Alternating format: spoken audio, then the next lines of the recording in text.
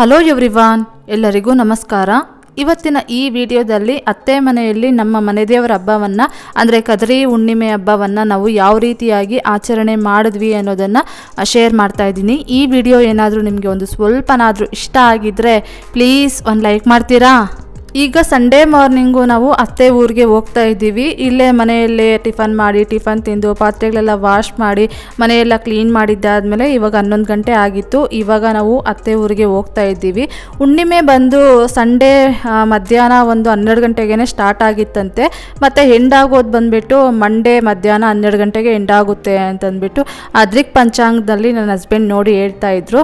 ಆದರೆ ಸೂರ್ಯೋದಯ ಲೆಕ್ಕ ತಗೊಳ್ಬೇಕಲ್ವಾ, ಹಾಗಾಗಿ ಸೂರ್ಯೋದಯ ಲೆಕ್ಕ ತಗೊಂಡಿದ್ರಿಂದ ಮಂಡೇನೆ ಕದ್ರಿ ಹುಣ್ಣಿಮೆ ಹಬ್ಬವನ್ನು ನಾವು ಆಚರಣೆ ಮಾಡಿದ್ವಿ.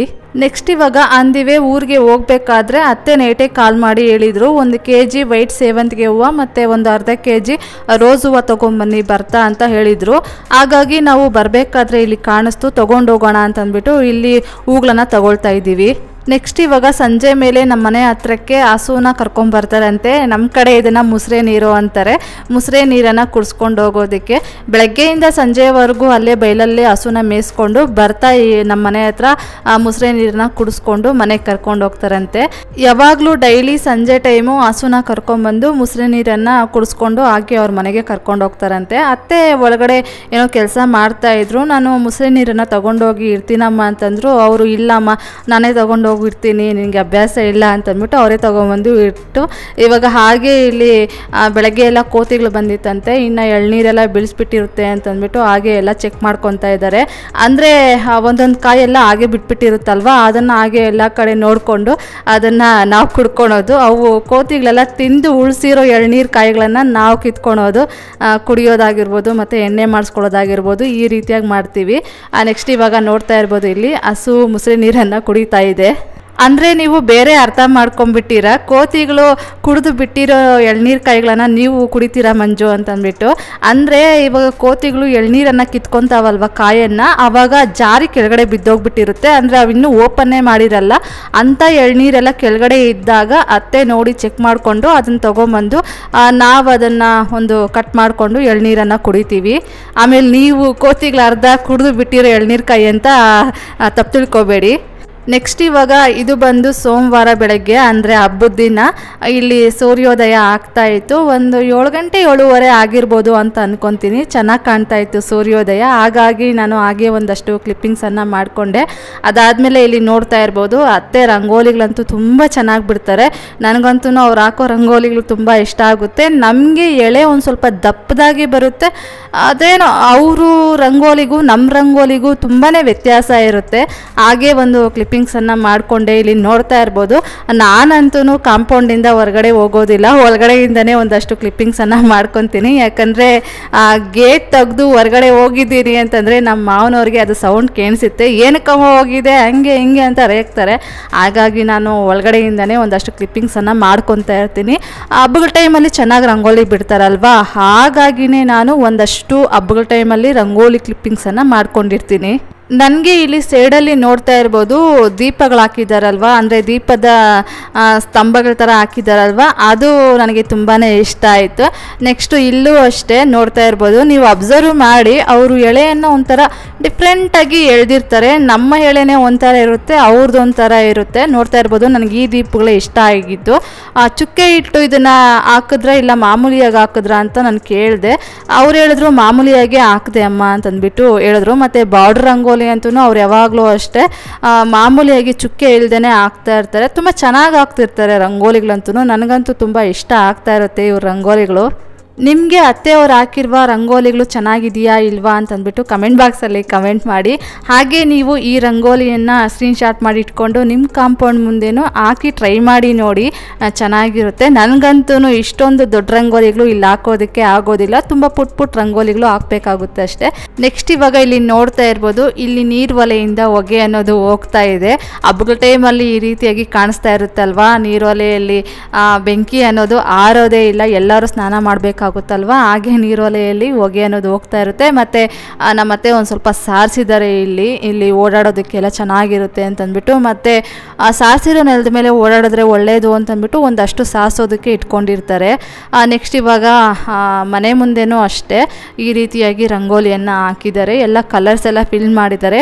ಇದನ್ನು ಹೋಲಿ ಹಬ್ಬ ಅಂತಲೂ ಕರೀತಾರಲ್ವ, ಹಾಗಾಗಿ ಕಲರ್ಸ್ ಎಲ್ಲ ಫಿಲ್ ಮಾಡಿದ್ದಾರೆ. ಹೋಲಿ ಹಬ್ಬ ಅಂತಲೇ ಅಲ್ಲ, ಪ್ರತಿಯೊಂದು ಹಬ್ಬಕ್ಕೂ ಅವರು ಕಲರ್ಸನ್ನು ಫಿಲ್ ಮಾಡ್ತಾ ಇರ್ತಾರೆ. ಹಾಗೆ ತುಳಸಿ ಕಟ್ಟೆ ಮುಂದೆನೂ ಅಷ್ಟೇ ಈ ರೀತಿಯಾಗಿ ಸಣ್ಣದಾಗಿರುವಂತಹ ರಂಗೋಲಿಯನ್ನು ಹಾಕಿದ್ದಾರೆ. ಅದಾದಮೇಲೆ ನಾನೇ ಫಸ್ಟ್ ಸ್ನಾನ ಮಾಡ್ಕೊಂಡು ಬಂದೆ. ನನಗಂತೂ ಏನು ಕೆಲಸ ಇರುತ್ತೆ, ಏನು ಕೆಲಸ ಇರೋದಿಲ್ಲ. ಹಾಗಾಗಿ ಸರಿ ಬಿಡು ಅಂತಂದ್ಬಿಟ್ಟು ಒಂದು 8 ಗಂಟೆಗೆಲ್ಲ ನಾನು ಸ್ನಾನ ಮಾಡಿಕೊಂಡು, ಇವಾಗ ಸ್ವಲ್ಪ ಬಿಸಿಲೆಲ್ಲ ಬಂದಿತ್ತಲ್ವ, ಬೆಳಗಿನ ಬಿಸಿಲು, ಹಾಗೆ ಬಿಸಿಲು ಕಾಯಿಸ್ದಂಗೂ ಆಗುತ್ತೆ, ತಲೆ ಕೂದಲನ್ನು ಒಣಸ್ಕೊಂಡಂಗೂ ಆಗುತ್ತೆ ಅಂತಂದ್ಬಿಟ್ಟು ಇವಾಗ ಬಿಸಿಲಲ್ಲಿ ತಲೆ ಕೂದಲನ್ನು ಒಣಸ್ಕೊತಾ ಇದ್ದೀನಿ.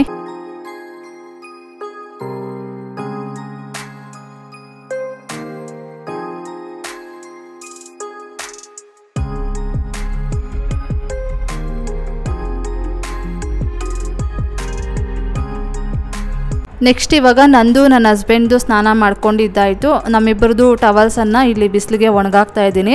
ಅತ್ತೆ ಸ್ನಾನ ಮಾಡಿಕೊಂಡು ಪೂಜೆ ಮಾಡಿಬಿಟ್ಟಿದ್ದಾರೆ. ಆಲ್ರೆಡಿ ನಾನು ಸ್ಯಾರಿ ಉಟ್ಕೊತಾ ಇದ್ದೆ, ಹಾಗಾಗಿ ಅವರೇ ಪೂಜೆಯನ್ನು ಮಾಡಿದ್ದಾರೆ. ನಾನೇ ಮಾಡ್ತೀನಿ ಇವಾಗ, ಸಂಜೆ ನೀನು ಮಾಡಮ್ಮ ಅಂತಂದರು. ಸರಿನಮ್ಮ ಅಂತಂದ್ಬಿಟ್ಟು ಇವಾಗ ಮನೆಯಲ್ಲಿ ಪೂಜೆ ಎಲ್ಲ ಆದಮೇಲೆ ಇವಾಗ ನಾವು ದೇವಸ್ಥಾನಕ್ಕೆ ಬಂದಿದ್ದೀವಿ. ನಾವು ಕದ್ರಿ ದೇವಸ್ಥಾನಕ್ಕೆ ಏನು ಹೋಗೋದಿಲ್ಲ, ಯಾಕಂದರೆ ಅಲ್ಲಿಗೆ ಹೋಗಿ ಬರೋಷ್ಟರಲ್ಲಿ ಲೇಟ್ ಆಗಿಬಿಡುತ್ತೆ. ಇಲ್ಲಿ ಹೇಗೆ ಅಂತಂದರೆ ಕದ್ರಿ ಹುಣ್ಣಿಮೆ ಬೆಳಗ್ಗೆ ಎಲ್ಲ ಪೂಜೆ ಎಲ್ಲ ಮಾಡಿ ಉಪವಾಸ ಇದ್ದು ಸಂಜೆ ಅಂದರೆ ಚಂದ್ರೋದಯ ಟೈಮಲ್ಲಿ ಎಡೆ ಹಾಕ್ಬಿಟ್ಟು ಉಪವಾಸನ ಬಿಡ್ತಾರೆ. ಅಮ್ಮ ಮನೆಯಲ್ಲಿ ಮನೆ ದೇವರ ಹಬ್ಬ ಬಂದುಬಿಟ್ಟು ಏಕಾದಶಿ ಹಬ್ಬ. ಆ ಹಬ್ಬ ಹೆಂಗೆ ಅಂತಂದರೆ ಸೇಮ್ ಶಿವರಾತ್ರಿ ಹಬ್ಬ ಥರ ಇರುತ್ತೆ. ಒಂದಿನ ಎಲ್ಲ ಉಪವಾಸ ಇರುತ್ತೆ, ನೆಕ್ಸ್ಟ್ ಡೇ ಉಪವಾಸ ಅನ್ನೋದು ಬಿಡ್ತಾರೆ, ಬೆಳಗ್ಗೆನೇ ಉಪವಾಸ ಬಿಡ್ತಾರಲ್ವ, ಆ ರೀತಿಯಾಗಿರುತ್ತೆ. ಇಲ್ಲ ಆ ರೀತಿಯಾಗಿರೋದಿಲ್ಲ.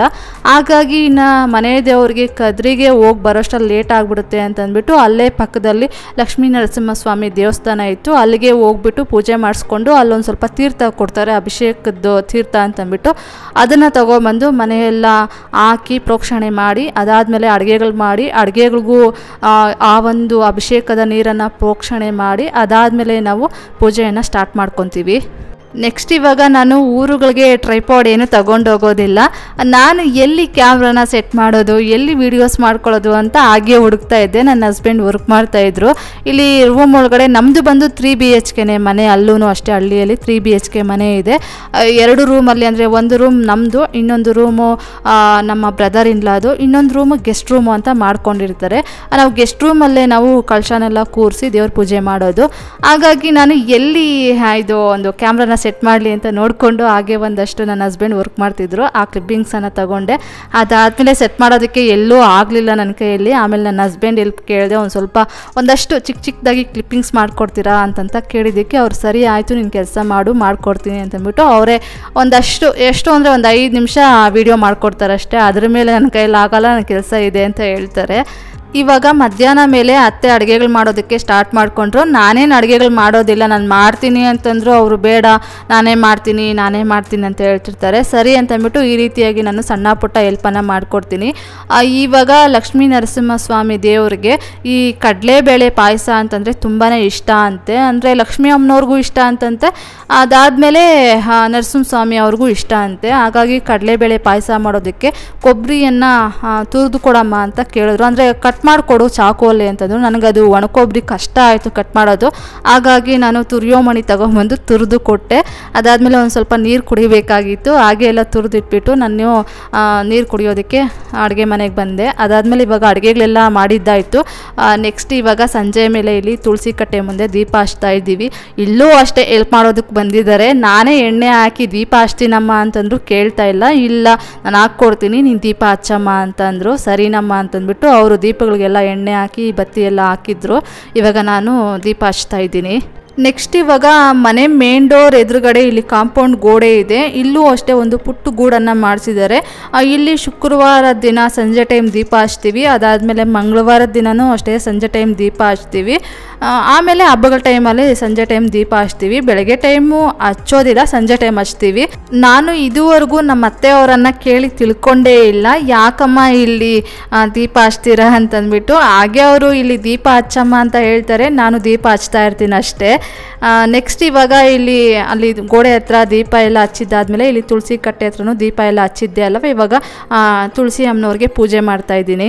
ನೆಕ್ಸ್ಟ್ ಹಾಗೆ ನನ್ನ ವಿಡಿಯೋಸಲ್ಲಿ ನಾನೊಂದನ್ನು ಅಬ್ಸರ್ವ್ ಮಾಡಿದ್ದೀನಿ. ಅದು ಏನು ಅಂತಂದರೆ ನಮ್ಮ ಅತ್ತೆಯವ್ರ ಬಗ್ಗೆ ಆಗಿರ್ಬೋದು, ನಮ್ಮ ಮಾವನವ್ರ ಬಗ್ಗೆ ಆಗಿರ್ಬೋದು, ಅವ್ರ ಬಗ್ಗೆ ನಾನು ಕೆಲವೊಂದಿಷ್ಟು ವಿಷಯಗಳನ್ನು ಶೇರ್ ಮಾಡ್ಕೊಂಡಿದ್ದೀನಿ ಅಂತಂದರೆ ಆವಾಗ ಕೆಲವೊಂದಿಷ್ಟು ಜನ ಬ್ಯಾಡ್ ಕಮೆಂಟ್ಸನ್ನು ಮಾಡ್ತಾರೆ.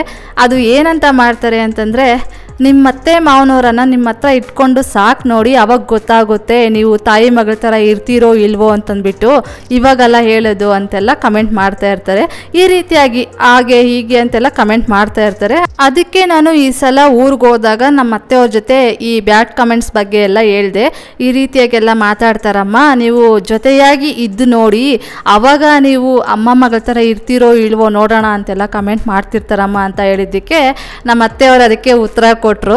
ಪಾಪ ಅವ್ರದ್ದೇನು ತಪ್ಪಿಲ್ಲ ಬಿಡಮ್ಮ, ಇವಾಗ ಕಾಲನೇ ಆಗಿದೆ, ಕಲಿಯುಗ ಕಾಲ ಅಲ್ವಾ, ಅವರು ಅವರ ಅತ್ತೆ ಮಾವನವ್ರ ಜೊತೆ ಸರಿಯಾಗಿ ಹೊಂದಾಣಿಕೆಯಿಂದ ಚೆನ್ನಾಗಿ ಇರೋದಿಲ್ಲ, ಇರೋರನ್ನೂ ಕೆಡ್ಸೋದಕ್ಕೆ ಬರ್ತಾರೆ. ನಮ್ಮ ಕಾಲದಲ್ಲೆಲ್ಲ ಒಂದು ವೇಳೆ ಅತ್ತೆ ಸೊಸೆ ಏನಾದರೂ ಜಗಳ ಮಾಡ್ಕೊಂಡ್ವಿ ಅಂತಂದರೆ ಅವಾಗೆಲ್ಲ ಒಟ್ಟು ಕುಟುಂಬ ಇರ್ತಾ ಇತ್ತು. ಈ ಥರ ಸಿಂಗಲ್ ಫ್ಯಾಮ್ಲೀಸ್ ಅಂತ ಇರ್ತಾ ಇರಲಿಲ್ಲ. ಅವಾಗ ನಾವೇನಾದರೂ ಜಗಳ ಮಾಡ್ಕೊಂಡಿದ್ದೀವಿ ಅಂತಂದರೆ ಅವಾಗ ನಮ್ಮ ಮನೆಯಲ್ಲಿರುವ ಹಿರಿಯರೆಲ್ಲ ಬೈತಾ ಇದ್ರು, ನೀವೇನು ಜಗಳ ಮಾಡಿಬಿಟ್ಟು ನಮ್ಮ ಮನೆ ಮಾನ ಮರ್ಯಾದಿನ ಬೀದಿಗೆ ಹಾಕ್ತೀರಾ ಅಂತಂದ್ಬಿಟ್ಟೆಲ್ಲ ಬೈಕೊತಾ ಇದ್ರು. ಆದರೆ ಇವಾಗ ಆ ರೀತಿಯಾಗಿ ಏನು ಇರೋದಿಲ್ಲ. ಎಲ್ಲರೂ ಅವ್ರ ಮೇಲೆ ಇವ್ರ ಮೇಲೆ ಅವರು ಅಂತ ಹೇಳ್ಕೊಂಡು ದೂರ ಆಗೋದೇ ಅಷ್ಟೇ. ಏನೋ ಸಣ್ಣ ಪುಟ್ಟ ಮಾತುಕತೆ ಬರುತ್ತೆ, ಅದನ್ನು ಅಡ್ಜಸ್ಟ್ ಮಾಡಿಕೊಂಡು ಹೊಂದಾಣಿಕೆ ಮಾಡ್ಕೊಂಡು ಹೋಗೋಣ.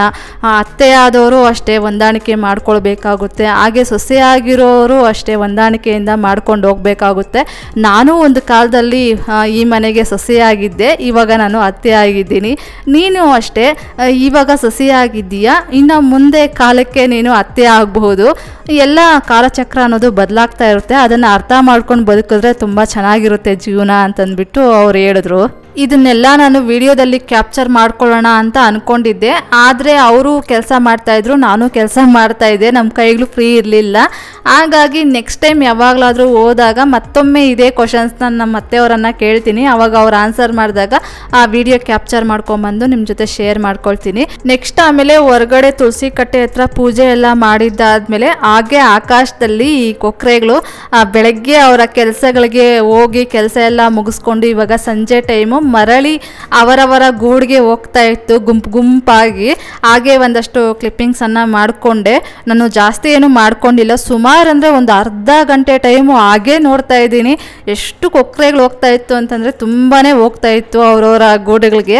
ಅದಾದಮೇಲೆ ಒಳಗಡೆ ಅಂದರೆ ಮನೆ ಒಳಗಡೆ ಬಂದು ದೇವ್ರ ಮನೆಯಲ್ಲಿ ನಾನು ದೀಪ ಹಚ್ಚಿ ಪೂಜೆ ಮಾಡಿದೆ. ಆಮೇಲೆ ಇಲ್ಲೂ ಅಷ್ಟೇ ನಾನೇ ದೀಪ ಹಚ್ಚಿ ಪೂಜೆ ಎಲ್ಲ ಮಾಡಿದೆ. ನೆಕ್ಸ್ಟ್ ಆಮೇಲೆ ಪೂಜೆ ಎಲ್ಲ ಮಾಡಿದ್ದಾದ್ಮೇಲೆ ಮನೆಯಿಂದ ಹೊರಗಡೆ ಹೋಗಿ ಆಕಾಶದಲ್ಲಿ ಚಂದ್ರೋದಯ ಆಗಿರುತ್ತಲ್ವ, ಚಂದ್ರನ ನೋಡ್ಕೊಂಬಂದು ಆಮೇಲೆ ನಾವು ಎಡೆಯನ್ನು ತಗೊಂಡು ಎಲ್ಲರೂ ಒಂದೊಂದು ಎಡೆಯನ್ನು ತಗೊಂಡು ತಿಂತೀವಿ. ನಾವೇನು ಉಪವಾಸ ಇರೋದಿಲ್ಲ, ಅತ್ತೆ ಮಾವನವ್ರು ಮಾತ್ರ ಉಪವಾಸ ಇರ್ತಾರೆ ಬೆಳಗ್ಗೆಯಿಂದ ಸಂಜೆವರೆಗೂ. ನಾವು ಒಂಚೂರು ಮಧ್ಯಾಹ್ನ ಅಂದರೆ ದೇವಸ್ಥಾನಕ್ಕೆ ಹೋಗಿ ಬರೋವರೆಗೂ ಉಪವಾಸ ಇರ್ತೀವಿ. ಅದಾದಮೇಲೆ ಒಂಚೂರು ಚಿತ್ರಾನ್ನನೋ ಇಲ್ಲಾಂದರೆ ಪುಳಿಯೋಗರೆನೋ ಏನೋ ಒಂಚೂರು ತಿನ್ಕೊಂಡ್ಬಿಡ್ತೀವಿ. ನೆಕ್ಸ್ಟ್ ಇವಾಗ ಮಂಗಳವಾರ ಬೆಳಗ್ಗೆ ಅಲ್ಲೇ ಟಿಫನ್ ಎಲ್ಲ ಮಾಡಿಕೊಂಡು ಇವಾಗ ಬೆಂಗಳೂರಿಗೆ ರಿಟರ್ನ್ ಆಗಿದ್ದೀವಿ. ಅಲ್ಲಿಂದನೇ ಬರ್ತಾ ಒಂದು ಸ್ವಲ್ಪ ಸಾಂಬಾರು ಪಾಯಸ ಎಲ್ಲ ತೊಗೊಂಬಂದಿದ್ದೆ. ಇದು ದೇವ್ರ ಪ್ರಸಾದ ಅಂತಲೇ ಮಾಡ್ತೀವಲ್ವ, ಹಾಗಾಗಿ ಚೆನ್ನಾಗಿದೆ ಅಂತಂದರು ಅತ್ತೆಯವರು. ತೊಗೊಂಡು ಹೋಗಮ್ಮ ಅಂತಂದರು. ಸರಿ ಅಮ್ಮ ಕೊಡಿ ಅಂತಂದ್ಬಿಟ್ಟು ಕಾಳು ಸಾಂಬಾರು ಹಾಗೆ ಈ ಕಡಲೆಬೇಳೆ ಪಾಯಸ ಮತ್ತು ಸಬ್ಬಕ್ಕಿ ಪಾಯಸ ಎಲ್ಲ ಮಾಡಿದ್ವಿ. ಹೌದು, ನಾನು ಏನೇನು ಅಡುಗೆಗಳು ಮಾಡಿದ್ವಿ ಅಂತ ಅನ್ನೋದನ್ನು ಹೇಳೋದೇ ಮರ್ತಿದ್ದೀನಿ. ಏನೇನು ಅಡುಗೆಗಳು ಮಾಡಿದ್ವಿ ಅಂತಂದರೆ 2 ಥರ ಪಾಯಸ ಮಾಡಿದ್ವಿ.